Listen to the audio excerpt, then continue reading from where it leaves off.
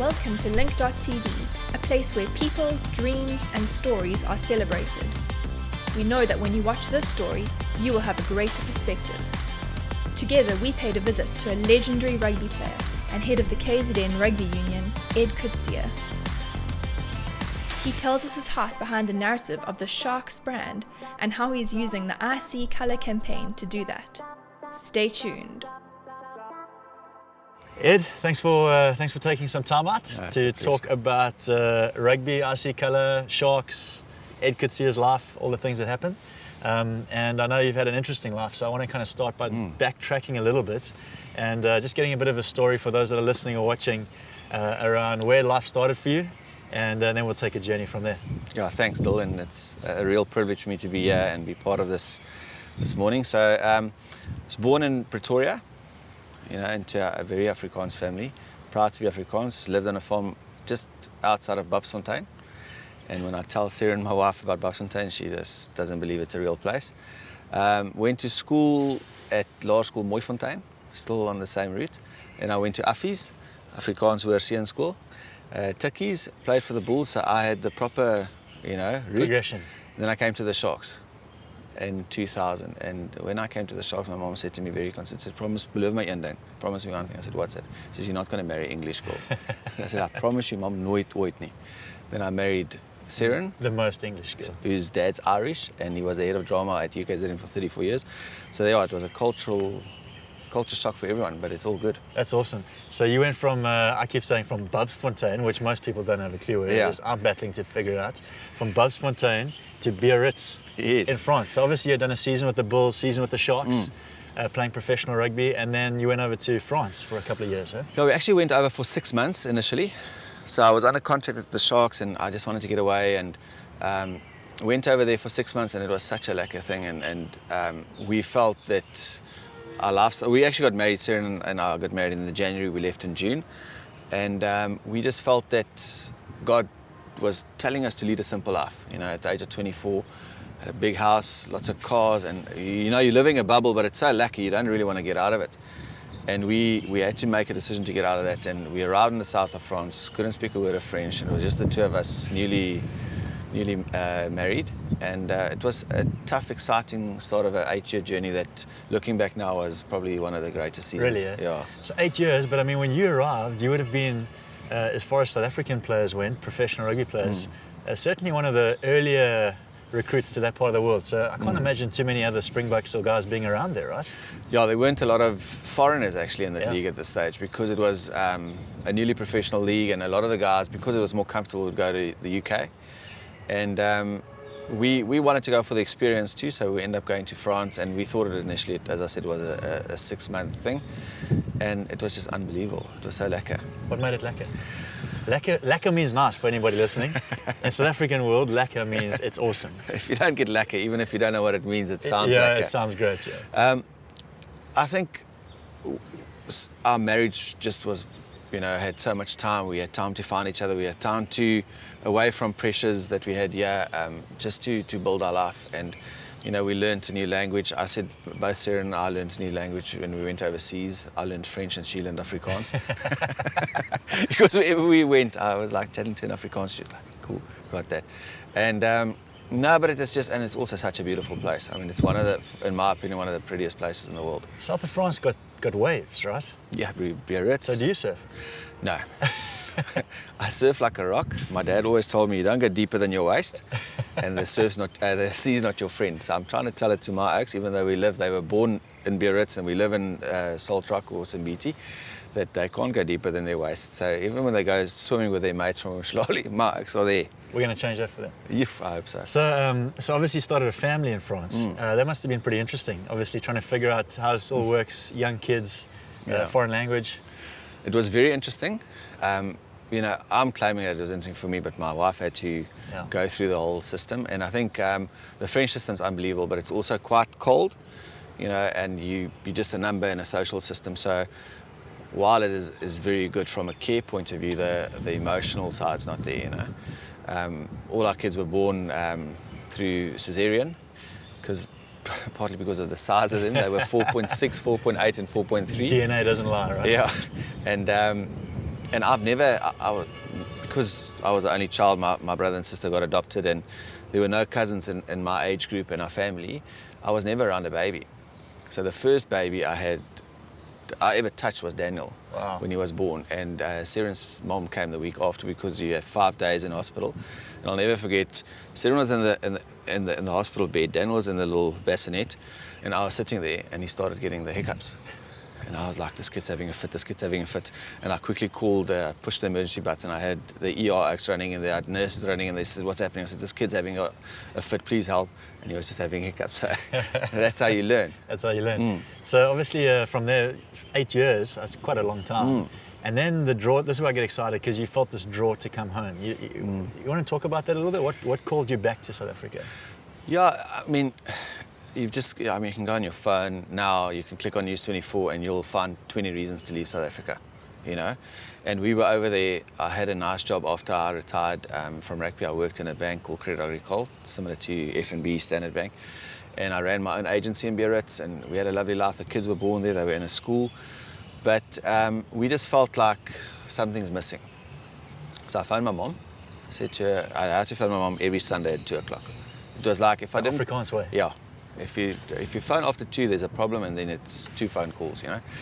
But I phoned, I said, Mom, listen, we're at this crossroads, and we just want to understand what's the right thing to do. She says, boy, like, we old, our life's done, you know, you settled there, so it's your decision. Obviously, we'd love for you to come back, but, you know, I'm not going to have an opinion. I said, Mom, you always have an opinion, and now the one time I ask you to have one, you refuse to have it. So she said, well, phone me back the next week. So I phoned her back the next Sunday at 2, and she said, okay. I said, Mom, so what's the story? She said, I want to ask you a question, and then you answer me next Sunday. So we had these week pauses. She said, all I want to ask you is, do you mix or do you blend? And I said to her, okay, let me think about it. And that's when we decided to come home. Wow.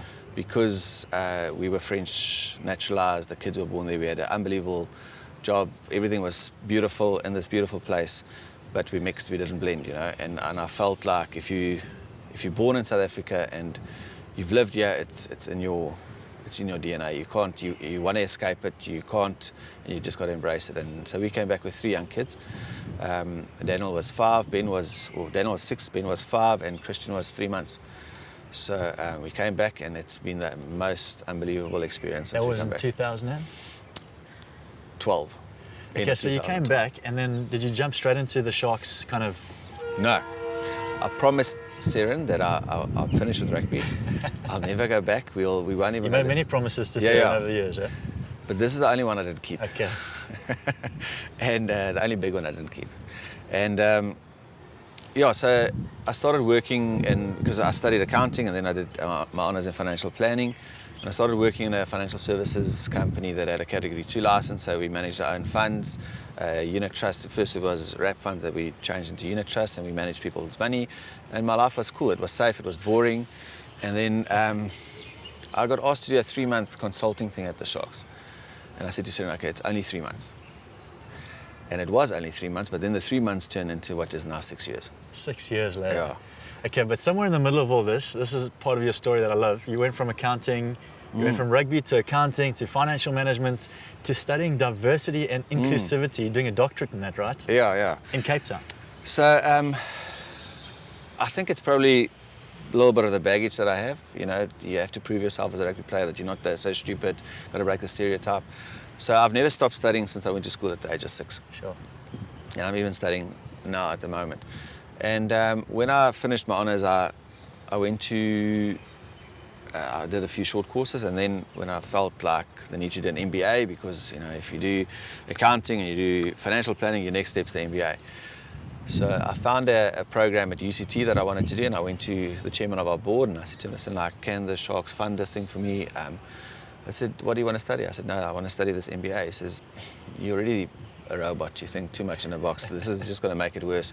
We'll fund it, but go find something that'll change the way you think. So I was like, that's not really what I wanted to hear. So I went and I found a course at UCT at the business school. It's a MPhil in inclusive innovation. And so you present your research proposal on the area that you want to research and that you want to drive in inclusivity. And I felt that rugby and sport in South Africa is really a market where change needs to happen, and real change needs to happen, you know. So I took that on, and it finished that, and I felt there was still a lot more in the study. So, but you've told me a story, I've got to jump in here. You've told me a story about a guy that you met on the course, right? Yeah. This is a classic, because I think this all sets up what we're trying to get at today, which is this RC colour movement. Yeah. But tell us that moment that took place. So we, UCT at the GSB is this beautiful facility, the waterfront, and it's a safe space, and you know, you don't sit behind a desk, and you sit on a beanbag, and you can write on the walls, and you know, the tables are flexible. It's like, and the first, so we had 4 modular weeks, and the first modular week we were sitting there, and we're sitting in a circle, and you have to stand up and say, listen, hi, my name's Dylan, you know, this is my history. And so I was sitting, and next to me was a guy who from a political background, and he's a leader in one of the youth structures of one of the political parties here. And he got up and he says, my name is, and he gave his name, he says, I'm a disruptor. And you know, he spoke, and I think it was Xhosa, because unfortunately I don't speak an African language, which I'd love to. And he's a disruptor, and he yodeled, and like the people clapped, and I was next. So I was like, oof. So I got up, I said, hi, my name's Ed Coetzee. I'm Afrikaans. I was born in Bafsfontein. I work in rugby, and I'm probably everything the Sak hates. And I sat down. And it was, the whole safe space was gone. And after that session, this guy came up to me and said, walked straight up to my face, said, hey, for us to get along, we need to go for breakfast tomorrow. I said to him, I think you're right, but for us to get along, one breakfast is not going to cut it. Brilliant. We have to go for breakfast every week. He said, okay. And we ended up actually going for breakfast every week for the 4 weeks that we had residency weeks. And he's an unbelievable guy, and we found each other. And I think that taught me that you don't know what you don't know. Yeah, yeah. You know, you've got to sometimes listen. You've got to sometimes realize that you're not right. And you need to be teachable. And I mean, yeah. So it was a great experience. I love it because of many things. I mean, in South Africa, that story is just is one worth celebrating. But also love it in the sense that you found the gold in each other that wouldn't have been found without the journey. Yeah. And it's something I've always appreciated in you since I've known you, is I've seen someone that actually, you see people and then you're willing to go on a journey. It's not like everything has to happen on day one. And so for sure, the Sharks is on a journey. The Sharks franchise, the leaders, the team, the players is on a journey. And I can see you seeing some exciting things. So I kind of want to just spend the last few moments just talking about the Sharks, a little bit of what you've seen, where you feel things are changing, and then obviously RC colour and what this means for us. But a little snapshot of the Sharks, what you love about it, and just some of the changes you see taking place. Yeah, I think the Sharks as a brand is actually 25 years old this year, and it's always seen as a disruptor in this industry. It was the first brand that took on a mascot, for instance, in South Africa. And Sharky for those. Yeah. So it's an exciting brand. It's a brand that's associated with change. But I always say to people, if you disrupt an industry without a strategy, you're just an accidental mess maker. You know, you leave a trail of destruction. So again. So if I always, and my team will laugh because I say it to them probably once, that I said, we're all about disrupting, but if you disrupt something without a strategy, you're just an accidental mess maker. That's brilliant. And that is the truth, you know. So I think the Sharks have come off a tough year in 2019. I think it was well documented throughout the press that the culture wasn't right. And, you know, so at the end of last year, a lot of personal change, with change in coaching staff, a lot of players changed, and we felt we needed to actually re-establish this culture. So we engaged the players and said to them, listen, like, let's do a deal. You know, how do you want to be treated? And this is what we need, you know. And they went away and they put their thoughts on paper and they presented it to us, and we looked at it and we established the rules of engagement at the Sharks, you know. And I think from that point of view, it's something that, in my humble opinion, it relates straight onto the field, because, you know, if you celebrate, and it comes back to your RC colour movement that you've allowed us to join, if you celebrate people's individuality, you put them in a zone of confidence and comfort, and then they'll perform to the best of their ability. Well, it looks like the guys are having fun. Like, I was at the game on the weekend, and I think for me, Like you say, Sharks is an old brand, it's been around for a while. I think someone actually mentioned it's the biggest merchandise, one of the biggest merchandise brands in rugby even, globally. It's like got an amazing... Yeah, it's the biggest provincial and club brand in the world. That's unbelievable. So if you judge it by social media following, yeah, it's the biggest. So I mean, it's something that we're proud of, but it's also, it's a sign of the diversity, and I think a big plus for the Sharks, and it's not something that's my doing, was because of Durban being the last outpost, English was the language, and I think that reached a lot more people than if you have one language that drives a culture. So we can see it in your team. I mean, there's many cultures, many backgrounds, affluent, poorer, and yet they're on the park together. That's what I love about sport, brings people together. But for you, what I love about what you're seeing for it is there's quite a clear communication you're going after, which is inclusivity and diversity. And obviously, just behind us in the park are these big banners you've put up with RC colour. So what are you going after around inclusivity and diversity? What's the big deal? You know, first of all, I believe you can't visit culture. You know, you can't sign up to culture and then come in and out of it when it suits you. You know, like sometimes, and everyone goes through ups and downs, and you know, sometimes you feel up to it, but then you've got to say, listen, guys, I was wrong, and so that's also humility. So it's underpinned by humility. Inclusivity for me is probably the thing that underpins everything, you know.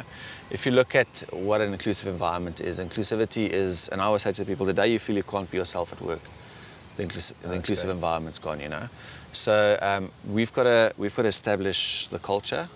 The culture is the way we treat each other, but the inclusive environment is the way that you feel comfortable within that culture. That's great. So let's talk RC colour.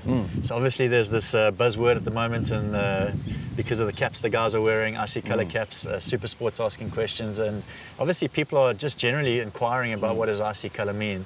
And you and I both kind of share a passion to see this language get into the people's hearts in this country, because we believe in South Africa. Yeah. And so talk to me about what caught your attention around the RC colour. What gripped you?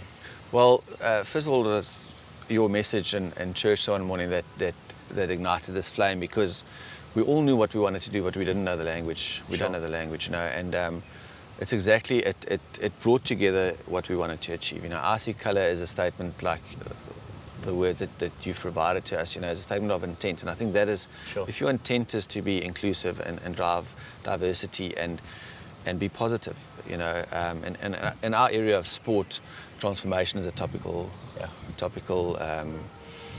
thing that everyone speaks about, and it's sometimes the nature of transformation seems negative, it seems divisive, and we want to change the narrative around transformation in a progressive way, and I think RC colour allows us that, you know, it allows us the language and the platform to say to everyone, listen, we acknowledge where you're from.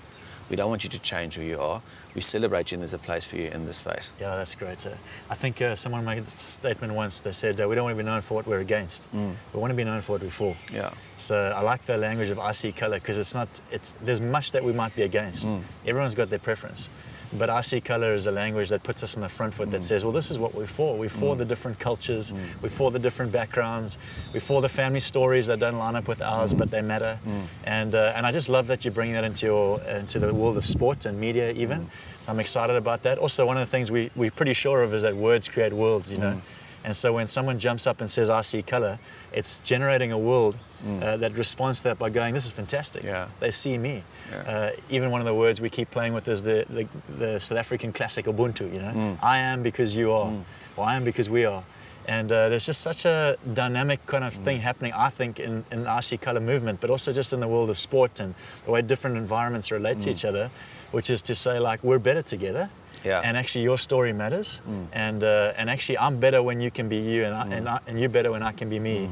And so I just want to actually just honour you. Thank you for actually grabbing that thing and running with it in the world of sport, because it's a big world and a great way to change this country. No, thanks. And Dol, you're right. It's all about the legacy you leave. You know, like in our change room, we've got little plaques of the internationals that played before each position. You know, and the boys know that they're just a journeyman in this thing, and they've got to leave this a better place. And when I presented the RC colour movement to them in Australia, I related it to Isivavani. I don't know if you know what Isivavani is. So Isivavani is a Zulu culture where if you come through a sacred area, you put a rock down. Okay. You know, and if you look at the 100 Rand note, there's a pile of rocks, Isivavani rocks, behind the face of Nelson Mandela.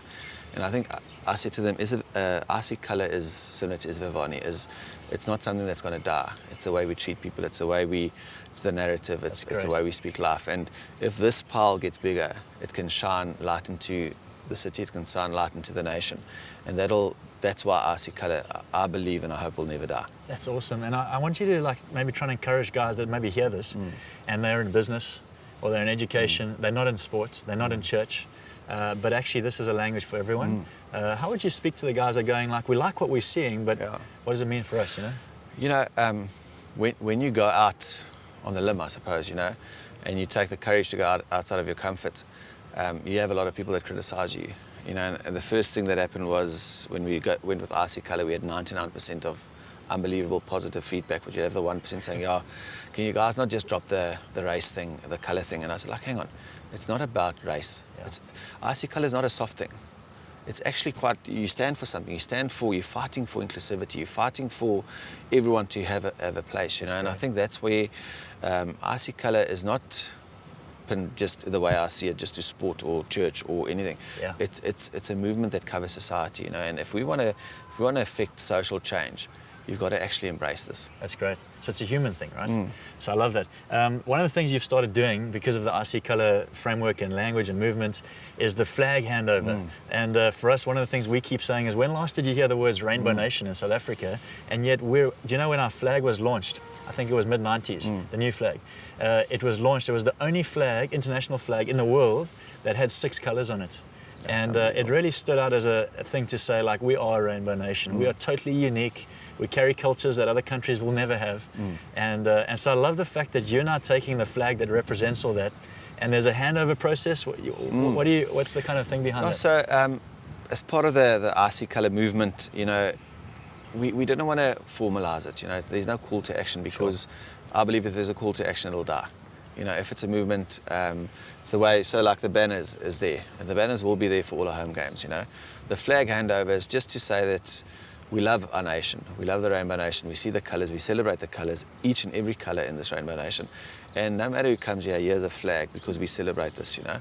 And I think the RGs were a little bit not sure what to do with the South African flag, but I'm sure they've worked it out by now. It's a subtle intimidation tactic, here's our flag, stick it up and remind yourself what the scoreboard said. It's like it. So this weekend, the Stormers will get a flag. So, and I think our captain is an unbelievable leader, and the way he handles himself is also like a beacon for RC Colour. I agree. He's got an incredible presence about him.